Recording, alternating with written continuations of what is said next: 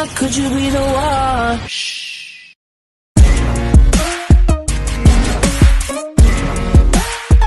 Go, go. Go, go. Could you be the one? Welcome back mga ka-warriors. Sa haba ng panahon, ngayon ulit tayo magbablog, ano? Pero hindi po ako ang magluluto sa araw na to, no? So, yung asawa ko po magluluto. Okay? So, ang lulutuin niya po ay special chapsuey. Okay po? So, ipapakita ko sa inyo yung mga ingredients para malaman nyo po kung paano po kayo magluluto ng tamang ingredients ng chapsuey. Kasi marami tayong pamamaraan sa pagluluto eh. Okay? So, yung kay Myrna, discard niya yan. Okay po? Okay, start natin sa mga ingredients now.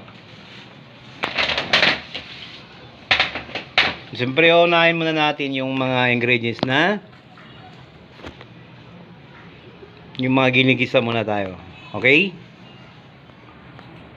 Okay, so ito po yung bawang, sibuyas, pork cubes, then yung siling pula, mamaya po yan, no? Tapos yung atay ng manok.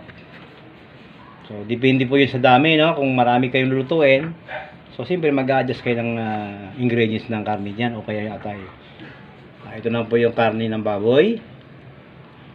At ito yung Baguio beans and yung cauliflower.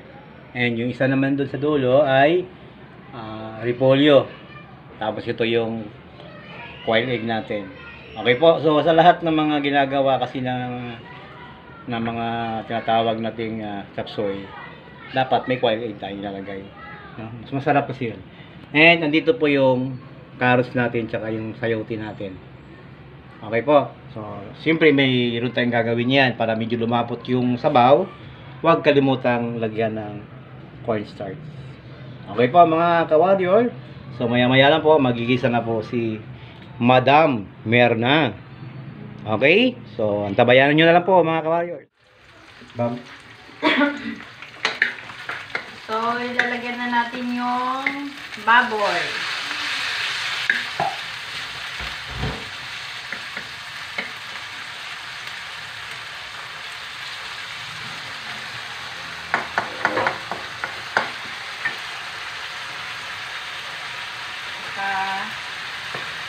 Sunod na rin natin yung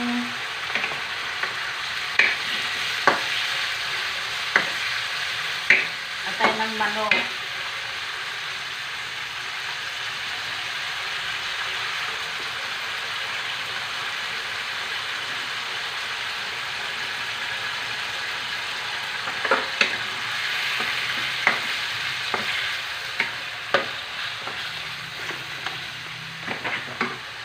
Tapos, lagyan natin ng pamintang durog.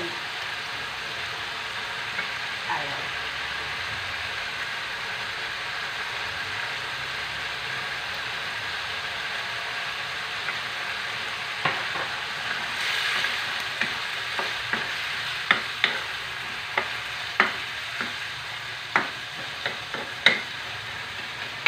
Tapos, lagyan natin siya ng suka para hindi madaling mapanis at maalis yung langsa ng manok, ng atay ng manok. Huwag muna natin siyang haluin para maluto yung suka. Ayan. Tapos, mamaya balikan natin in a few minutes. Then, lumabas na yung katas niya. Haluin na natin. Tapos, ilagay natin yung pork cube.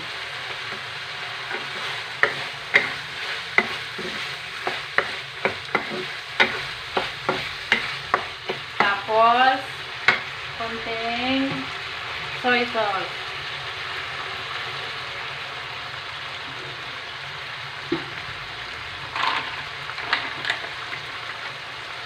Ay!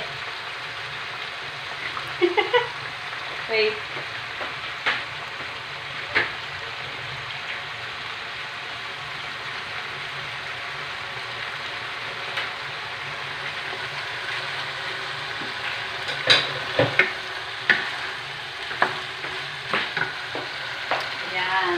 ganun lang. Soy sauce.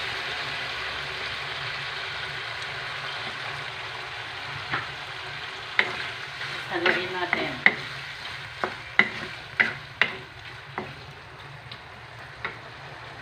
Okay. Tapos ilagay na natin yung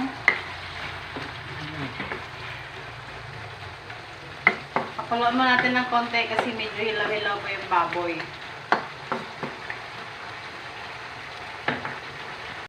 So, ito na yung karne natin. Ilagay natin yung baby beans.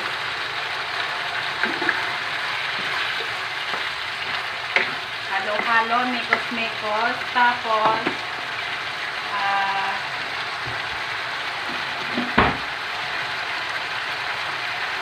ating sayote tsaka carrots.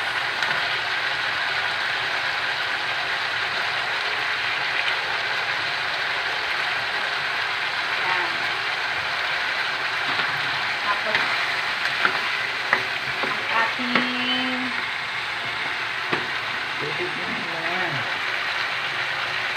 cauliflower. Guys, ito half cook lang to ha. Kasi, para mas malutong. Oh, yummy.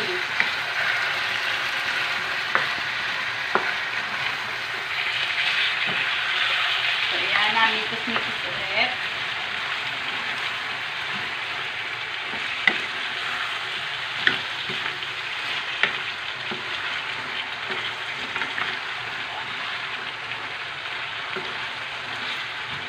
Tapos,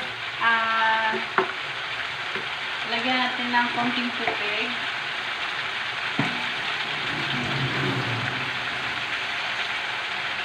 Yan, konting tubig lang para maluto yung gulay.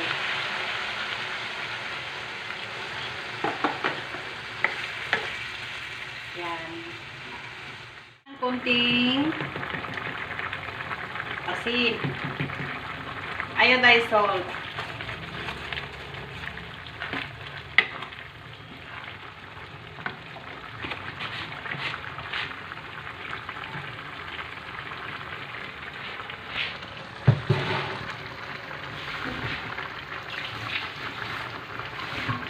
Tapos, ilagay na natin yung anyway pala guys, dinagdagan ko siya ng tubig sa baw.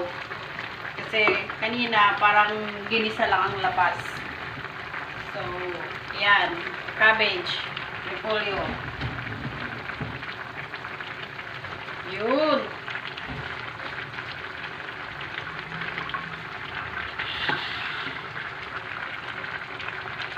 Yan. Haluin natin ulit.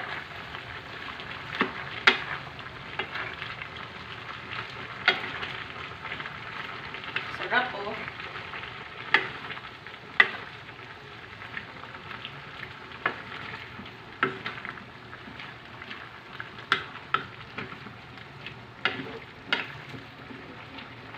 Tapos, ilagay na natin yung quail egg.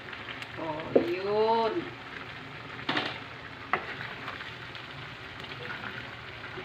Tsaka yung bell pepper.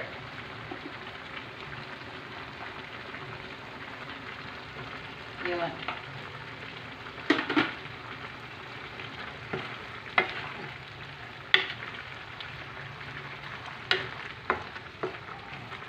Tsaka natin nilagay yung ating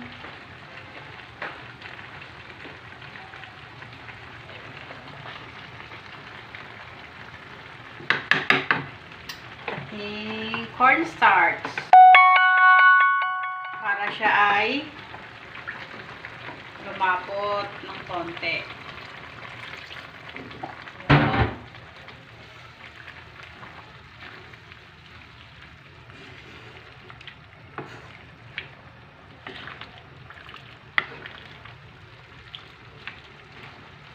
Ayan na ang aking Alamirna's chop suey. Yummy!